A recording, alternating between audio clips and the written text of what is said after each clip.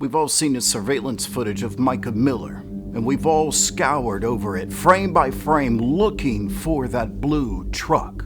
I think it's this truck. I now pointed away. It looks very grainy. But this is truck. Well, maybe. Just maybe. What if we were looking for the wrong vehicle?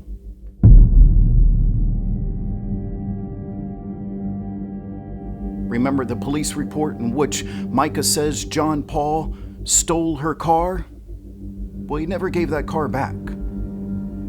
That car was a white Honda. And that's why you see Mica in a black car. One she had to purchase because she needed a vehicle. And what if I told you, according to multiple sources, John Paul drives that white Honda on a regular basis?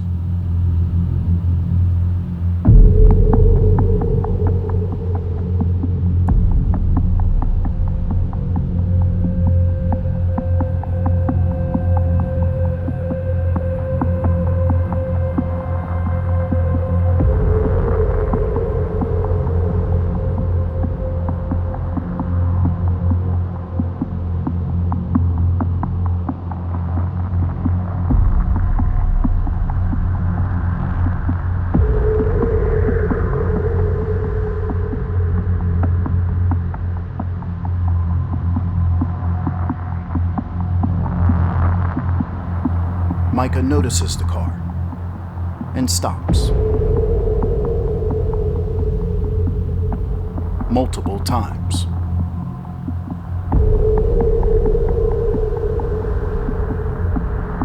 This was April 27th, and days later, on May 1st, Mica's former car was seen at the Wyndham Garden in Charlotte, North Carolina.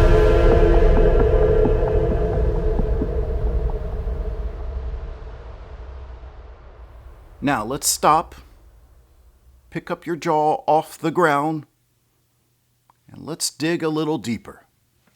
Mica had a 2019 Honda Accord, as you can tell by this picture. Now let's take a look at the two cars together. The car in the surveillance footage has a sunroof. Mica's car, the one that John Paul drives on a regular basis, does not. Could he have installed a sunroof, since it's been quite a while since anyone has seen the car? Possibly, I don't know. But the way this case has gone, certainly anything can happen. And also in the two cars, you can notice a few differences and similarities that really make you question which car is that in the surveillance footage. But it certainly seems that the car catches Mica's attention. So that brings me to the point of this video. Robinson County Sheriff's Department, I have a few questions for you. But before I ask those questions, let me remind viewers of what you've done. You didn't do an autopsy, you didn't do a toxicology report, and you didn't test for gunshot residue on Mica Miller's body. And you handed over her body to her alleged abuser. He's a pastor, I get it. I understand why you trusted him. Pastor of a successful church just south of you. It makes sense. But in my opinion, even with that, you didn't do your job. And here's what I think really happened. You gave John Paul the body of Mica Miller because you didn't know about the protection order request made just days before. You gave him her body because you didn't know he slashed her tires.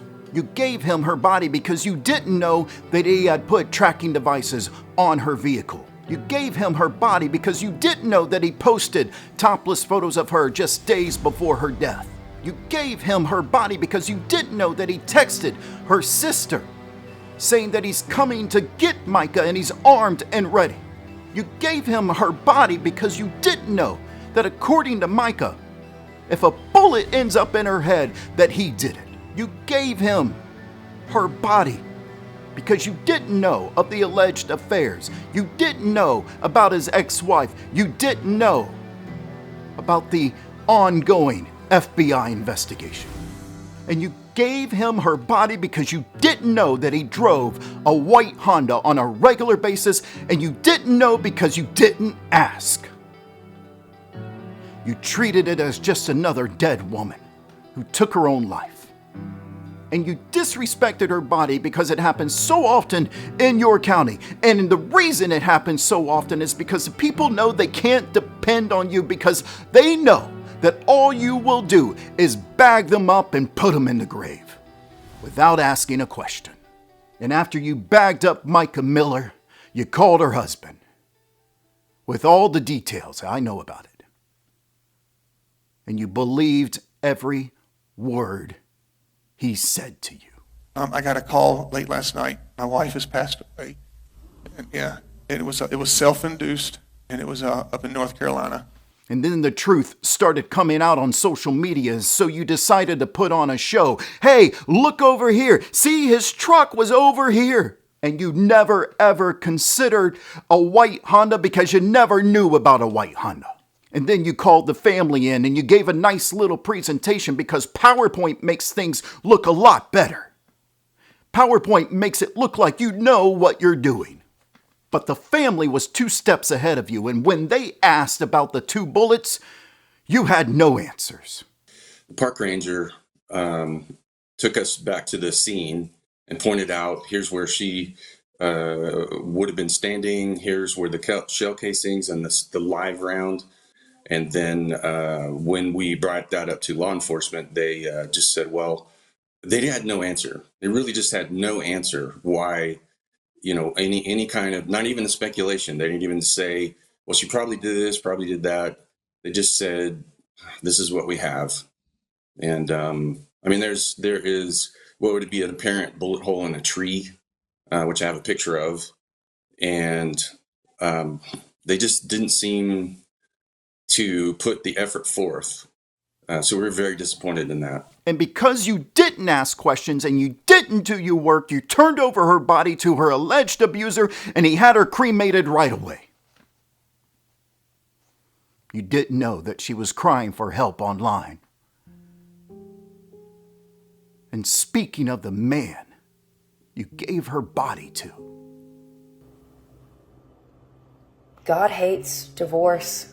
But why? According to everybody I've asked and the scriptures that I've found, it's because it hurts people. But does abuse hurt people?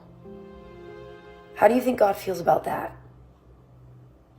So, I want to remind you, like a bunch of people have been reminding me lately, that I'm God's bride first.